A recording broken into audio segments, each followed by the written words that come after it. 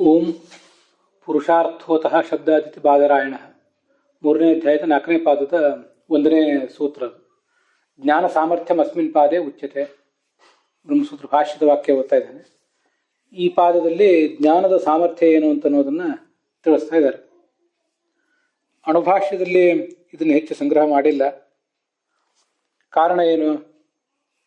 ಏತತ್ ಪಾದಾರ್ಥ ಭಾಷ್ಯೇವ ವ್ಯಕ್ತತ್ವಾದಿಹ ನೋಕ್ತಃ. ಈ ಪಾದದ ಅರ್ಥ ಅಂದ್ರೆ ಜ್ಞಾನದ ಸಾಮರ್ಥ್ಯ ಏನಿದೆ, ಜ್ಞಾನದ ಮಹತ್ವ, ಅದನ್ನು ಭಾಷ್ಯದಲ್ಲೇ ಸ್ಪಷ್ಟಪಡಿಸಿರೋದ್ರಿಂದ ಅಣುಭಾಷ್ಯದಲ್ಲಿ ಹೆಚ್ಚು ಹೇಳಿಲ್ಲ. ಅಥವಾ ವಿಶೇಷಸ್ತು ಜ್ಞಾನೇ ಸ್ಯಾದುತ್ತರೋತ್ತರಂ ಅಂತ ಏನು ಹಿಂದೆ ಬಂದಿದೆ, ಅದನ್ನು ಮತ್ತೆ ಇಲ್ಲಿ ಅನುವೃತ್ತ ಮಾಡ್ಕೋಬೇಕು. ಯದ್ವಾ ವಿಶೇಷಸ್ತು ಜ್ಞಾನೇ ಅನುವರ್ತನೆ ಮಾಡಿಕೊಂಡು ಪೂರ್ವಪಾದೋಕ್ತ ಉಪಾಸನಾಜನ್ಯ ಅಪರೋಕ್ಷ ಜ್ಞಾನೇ, ಹಿಂದಿನ ಪಾದದಲ್ಲಿ ಹೇಳಲ್ಪಟ್ಟದ್ದು ಉಪಾಸನೆ, ಆ ಉಪಾಸನೆಯಂಜನ್ಯವಾದ ಅಪರೋಕ್ಷ ಜ್ಞಾನ.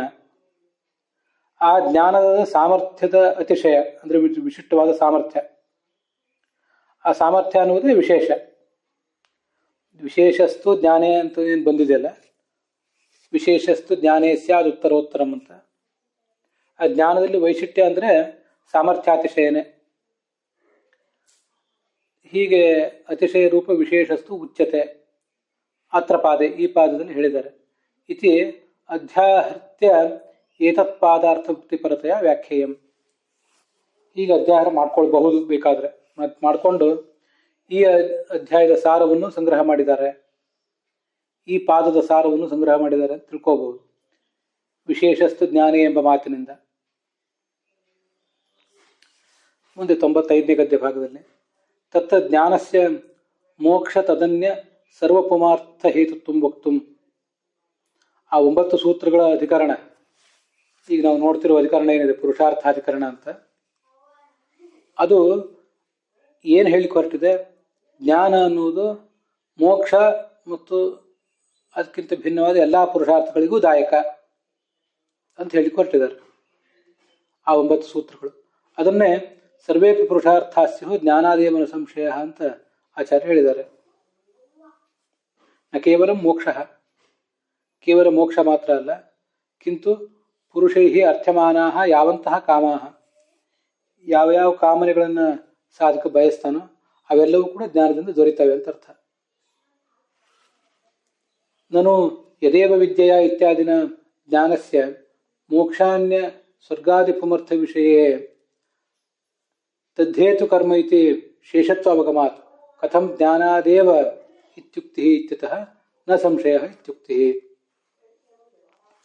ಯದೇವ ವಿದ್ಯೆಯ ಕರೋತಿ ಶ್ರದ್ಧೆಯ ಉಪನಿಷದ ಅಂತ ಹೀಗೆ ಚಾಂದೋಗ್ಯ ಉಪನಿಷತ್ನಲ್ಲಿ ಈ ಜ್ಞಾನ ಅಂತ ಅನ್ನುವುದು ಕರ್ಮದ ಶೇಷ ಅಂತ ವರ್ಣನೆ ಮಾಡಿದ್ದಾರೆ.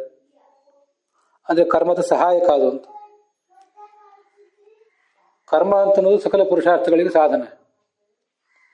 ಆ ಕರ್ಮವನ್ನು ಜ್ಞಾನಪೂರ್ವಕವಾಗಿ ಮಾಡಬೇಕು ಅಂತ ಹೀಗೆ ಬಂದಿದೆ. ಅದು ಎಲ್ಲಿ ಅಂದ್ರೆ ಮೋಕ್ಷ ಭಿನ್ನವಾದ ಪುರುಷಾರ್ಥಗಳಿಗೆ ಕರ್ಮ ಅಂತ ಅನ್ನುವುದೇ ಕಾರಣ, ಅದಕ್ಕೆ ಜ್ಞಾನ ಅನ್ನೋದು ಸಹಾಯಕ. ಶೇಷತ್ವ ಅವಗಮಾತ, ಶೇಷ ಅಂದ್ರೆ ಸಹಾಯಕ ಅಂತ ಅರ್ಥ. ಕರ್ಮ ಅನ್ನೋದು ಪ್ರಧಾನ, ಜ್ಞಾನ ಅನ್ನೋದು ಸಹಾಯಕ. ಆದ್ರಿಂದ ಮೋಕ್ಷ ಭಿನ್ನವಾದ ಪುರುಷಾರ್ಥಗಳಿಗೆ ಜ್ಞಾನವೇ ಕಾರಣ ಅಂತ ನೀವು ಹೇಗೆ ಹೇಳ್ತೀರಿ? ಕರ್ಮವೇ ಕಾರಣ ಅಂತ ಆಗ್ಬೇಕಲ್ಲ. ಮೋಕ್ಷಕ್ಕೆ ಜ್ಞಾನವೇ ಕಾರಣ, ಮೋಕ್ಷ ಭಿನ್ನವಾದ ಪುರುಷಾರ್ಥಗಳಿಗೆ ಕರ್ಮವೇ ಕಾರಣ ಅಂತ ಆಗ್ಬೇಕಲ್ಲ ಅಂತ ಒಂದು ಪ್ರಶ್ನೆ. ಕಥಂ ಜ್ಞಾನಾದೇವ ಇತ್ಯುಕ್ತಿ, ಜ್ಞಾನದಿಂದಲೇ ಅಂತ ಹೇಗೆ ಹೇಳ್ತೀರಿ ಅಂದ್ರೆ ನ ಸಂಶಯ, ಅದ್ರ ಬಗ್ಗೆ ಸಂಶಯ ಬೇಡ. ಜ್ಞಾನಪೂರ್ವಕವಾಗಿ ಕರ್ಮವನ್ನು ಮಾಡುವುದರಿಂದ ಅಂತ ಹೇಳಿದ್ರಿಂದ ಜ್ಞಾನಕ್ಕೆ ಮಹತ್ವ ಇದೆ ಅಂತ ಗೊತ್ತಾಗ್ತದೆ ಅಂತ ತಾತ್ಪರ್ಯ.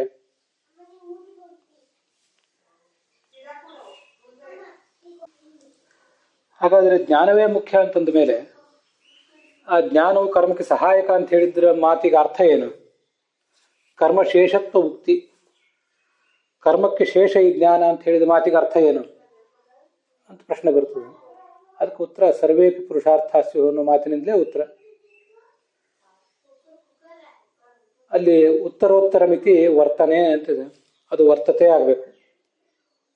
ಉತ್ತರೋತ್ತರ ಮಿತಿ ವರ್ತತೆ. ಜ್ಞಾನೇ ಸ್ಯಾದ್ ಉತ್ತರೋತ್ತರಂ ಅಂದ್ರೆ ಅದನ್ನು ಇಲ್ಲಿ ಅಧ್ಯಯನ ಮಾಡ್ಕೋಬೇಕು. ವರ್ತತೆ ಅಂದ್ರೆ ಅಧ್ಯಯನ ಮಾಡ್ಕೋಬೇಕು ಅಂತ. ಸರ್ವೇಪಿ ಸರ್ವೇಪಿ ಪುರುಷಾರ್ಥ ಸ್ಯು, ಎಲ್ಲ ಪುರುಷಾರ್ಥಗಳೂ ದೊರೆಯುತ್ತವೆ ಅಂತಿದೆಯಲ್ಲ. ಪುರುಷಾರ್ಥಗಳು ಅನ್ನೋದಕ್ಕೆ ಪುರುಷಾರ್ಥವುಳ್ಳ ವ್ಯಕ್ತಿಗಳು ಅಂತ ಅರ್ಥ ಮಾಡಬೇಕು. ಸರ್ವೇಪಿ ಪ್ರಾಗುಕ್ತ ಮನುಷ್ಯಾದಿ ಮಾನುಷಾದಿ ಸಮಸ್ತ ಅಧಿಕಾರಿಣೋಪಿ. ಸರ್ವೇಪಿ ಅಂದ್ರೆ ಎಲ್ಲಾ ಪುರುಷಾರ್ಥಗಳು ಅಂತ ಅರ್ಥ ಅಲ್ಲ, ಪುರುಷಾರ್ಥ ಭಾಗಿಗಳಾದ ಎಲ್ಲಾ ಸಾಧಕರು ಅಂತ ಅರ್ಥ. ಮನುಷ್ಯ ಮತ್ತೆ ಪಿತೃಗಳು, ಮನುಷ್ಯರು, ಚಕ್ರವರ್ತಿಗಳು, ಪಿತೃಗಳು, ಋಷಿಗಳು, ದೇವತೆಗಳು ಮೊದಲಾದವರು ಎಲ್ಲರೂ ಅಂತ ಅರ್ಥ. ಜ್ಞಾನಾದೇವ, ಜ್ಞಾನದಿಂದಲೇ ಪುರುಷಾರ್ಥ ಅಂದ್ರೆ ಪುರುಷಾರ್ಥ ಉಳ್ಳವರು ಅಂತ ಅರ್ಥ. ಪುರುಷಾರ್ಥ ಎಂಬ ಶಬ್ದಕ್ಕೆ, ಪಾಪ ಎಂಬ ಶಬ್ದಕ್ಕೆ ಮೂಲ ಅರ್ಥ ಪಾಪ ಅಂತ. ಪಾಪಮ ಅಸ್ಯ ಸ್ಥಿತಿ ಪಾಪ ಅಂತ ಮಾಡಿದ್ರೆ ಪಾಪ ಉಳ್ಳ ವ್ಯಕ್ತಿ ಅಂತ ಆಗ್ತದೆ. ಕಾಮಹ ಅಸ್ಯ ಸ್ಥಿತಿ ಕಾಮಹ ಅಂತ ಮಾಡಿದ್ರೆ ಕಾಮ ಉಳ್ಳ ವ್ಯಕ್ತಿಯನ್ನು ಹೇಳ್ತದೆ. ಅದೇ ಅರ್ಷಾಧ್ಯಕ್ಷ ಪ್ರತ್ಯಯ. ಆ ಥರ ಇಲ್ಲೂ ಕೂಡ ಪುರುಷಾರ್ಥ ಯೇಷಾಂ ಅಸ್ತಿ ಇತಿ ಪುರುಷಾರ್ಥ ವ್ಯಕ್ತಿಗಳನ್ನು ಹೇಳ್ತದೆ. ಸ್ವರ್ಗಾದಿ ಪುರುಷಾರ್ಥವಂತೋ ನ ಭವಂತಿ, ಕೇವಲ ಸ್ವರ್ಗಾದಿ ಪುರುಷಾರ್ಥ ಮಾತ್ರ ಅಲ್ಲ, ಕಿಂತು ಉತ್ತರೋತ್ತರಂ ಪೂರ್ವೋಕ್ತ ಅಧಿಕಾರಿಷು ಉತ್ತರೋತ್ತರಂ ಸುರೇಶ್ವರಾದಿ ಉತ್ತಮಾಧಿಕಾರಿಣ ಏವ ಸರ್ವೇಪಿ ಜ್ಞಾನಾದೇವ ಸರ್ವ ಪುಮರ್ಥವಂತೋ ಭವಂತಿ.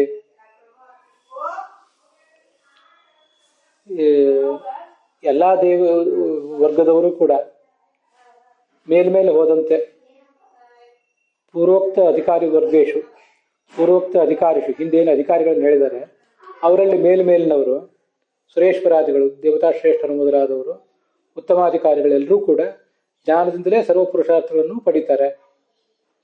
ತಥಾಚ ಜ್ಞಾನಸ್ಯ ಸ್ವರ್ಗಾದೌ ಕರ್ಮಶೇಷತ್ವ ಅಸ್ತು ಮಾನುಷ ಪರೋವ ಪ್ರತಿಬದ್ಧ ದೇವ ವಿಷಯೋವ ಇತಿ ಭಾವ.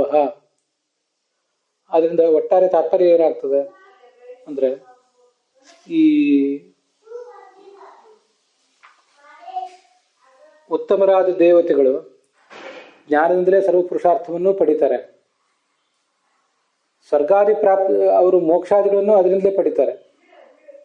ಮನುಷ್ಯನೂ ಪಡಿತಾನೆ, ಆದರೆ ಮೇಲ್ಮೇಲೆ ಹೋದಂತೆ ಜ್ಞಾನಕ್ಕೆ ಹೆಚ್ಚು ಪ್ರಾಧಾನ್ಯ. ಇವು ಸ್ವರ್ಗಾದಿ ಪ್ರಾಪ್ತಿ ಆಗ್ತದೆ ಕರ್ಮದಿಂದ, ಅದಕ್ಕೆ ಜ್ಞಾನ ಶೇಷ ಅಂತ ಬಂದಿದೆಯಲ್ಲ, ಅದೆಲ್ಲ ಮನುಷ್ಯರಿಗೆ ಹೇಳಿದ್ದು. ಉತ್ತಮಾಧಿಕಾರಿಗಳಿಗೆ ಜ್ಞಾನದಿಂದ ಮೋಕ್ಷನೆ. ಆದ್ದರಿಂದ ಮನುಷ್ಯರಿಗೆ ಸೀಮಿತವಾಗಿ ಮಾಡಬೇಕು ಆ ವೇದವಾಕ್ಯದ ಅರ್ಥವನ್ನು. ಅಥವಾ ಪ್ರತಿಬದ್ಧ ದೇವತೆಗಳು. ಪ್ರತಿಬದ್ಧ ದೇವತೆಗಳು ಅಂದರೆ ಕೆಲವರು ಕೆಳಗಿನ ದೇವತೆಗಳು ಅಂತ ಅರ್ಥ. ಅದ್ರ ಬಗ್ಗೆ ವಿವರಣೆ ನಾಳೆ ದಿವಸ ಹೇಳ್ತೀನಿ. ಇನ್ನಷ್ಟು ವಿವರಣೆ ಅದ್ರ ಬಗ್ಗೆ ಹೇಳಬೇಕಾಗಿದೆ, ಅದನ್ನು ನಾಳೆ ದಿವಸ ಹೇಳ್ತೀನಿ. ಈ ಕೊನೆಯ ಒಂದು ವಾಕ್ಯದ ವಿವರಣವನ್ನು ನಾಳೆ ಮತ್ತೆ ಹೇಳುವಂತೆ.